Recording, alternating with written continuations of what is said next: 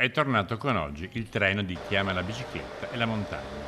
Il sabato e la domenica parte alle 7:48 da Venezia e arriva a Calalzo, dove i mezzi di Dolomiti Bus attendono i viaggiatori per portarli nei luoghi più belli delle Dolomiti.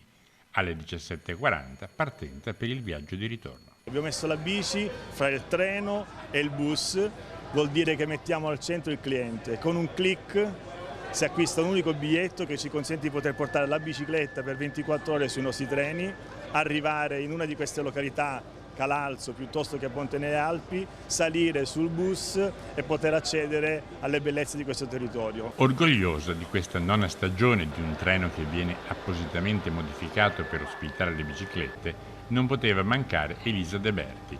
Nonostante il braccio al collo per una noiosa frattura del gomito e la distanza per arrivare, la vicepresidente della giunta regionale non ha voluto rinunciare all'appuntamento di Calalzo. Era partito 9 anni fa con un po' di timidezza, ma negli anni è veramente esploso e l'apprezzamento da parte dei ciclisti e dei turisti di questo servizio è grande. Oggi non è sicuramente la giornata ideale per poter fare un giro in bicicletta, però era doveroso venire e lanciare la stagione turistica del treno Bicibus.